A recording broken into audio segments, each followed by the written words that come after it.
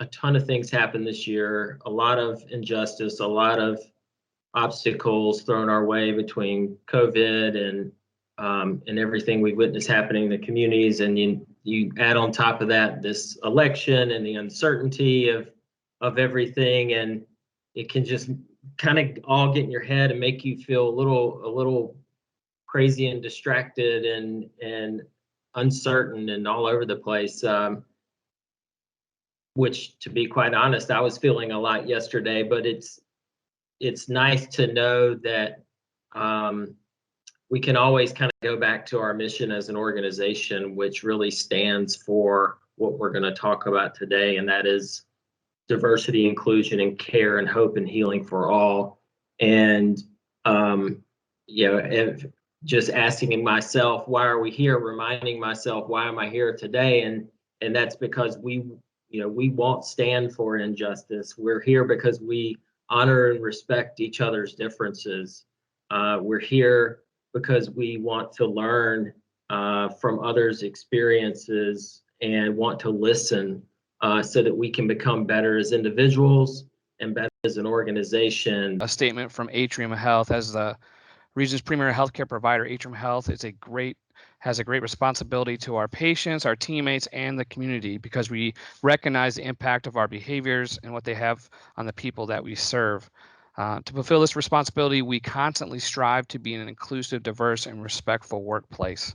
So as our workforce becomes more diverse and Atrium Health starts to become a stronger organization, we provide more culturally competent and sensitive care and better serving our communities that rely on us day to day. It's just important for really everybody to vote. And, for just obviously in this election, just as Goss opened up, it's really, as he already stated, high anxiety, and it's like watching a game or something. It's like pulling for your candidate. People are more, they feel more strongly on certain issues. Certain people probably don't view the issue of injustice or as highly as maybe others, or maybe they don't see it. And that's not necessarily anybody's fault.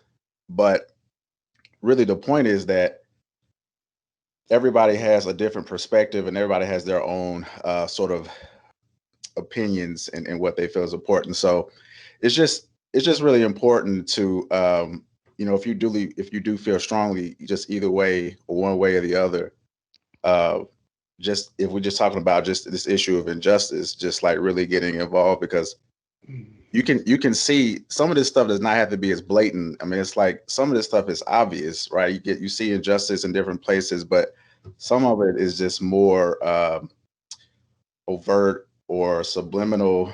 Yeah, definitely get out and vote. And one of my biggest things too is when people say they aren't going to vote, that's your personal right. And but I don't want anyone that doesn't vote to be on social media complaining about stuff, because our votes matter, and not just on the national level, but your local level. Get involved locally. Not just voting, but get involved after the fact. Like, what are we going to do after Biden or Trump win this election? Like, what are we going to do? How are we going to make a change? Everyone is so gung-ho now, being social media warriors, like the gentleman just said. But once you get from behind that screen, once you get from behind Facebook or Instagram or Twitter, like, what are you doing on the ground? What are you doing in your local community? That's what, we really need to push: unity. The last couple of days for me have been very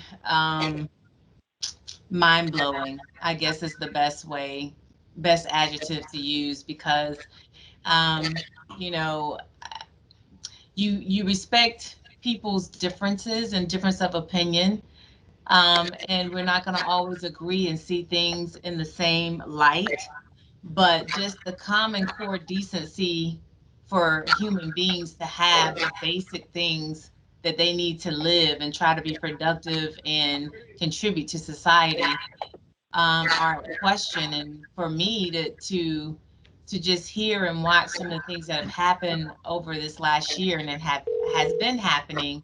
But now with social media, we have an upfront in-person view of things now. I almost feel like we are back in a different time. I almost feel like we're back in the late 50s, early 60s, and that there's a lot brewing. And my fear is that if we stop communicating, and we being all different ethnicities, if we stop communicating, we stop finding commonality in the things that are important, then we feed into the narrative that's being pushed by so many different organizational groups, and we feed into that narrative. And we have to be smarter than that, because we realize at the end of the day, whether it's money, whether it's skin color, at the end of the day, we're on this planet together, and we have to live and share these natural resources that were provided to us. Injustice anywhere is a threat to justice everywhere. And this is a Martin Luther King Jr. quote. If injustice exists anywhere, it is a negative force and is harmful even to places where justice currently exists. In other words, injustice can spread and should not be tolerated anywhere. Interconnectedness is a central theme of this statement, and King argues that the forces that harm a specific area harm us as a whole.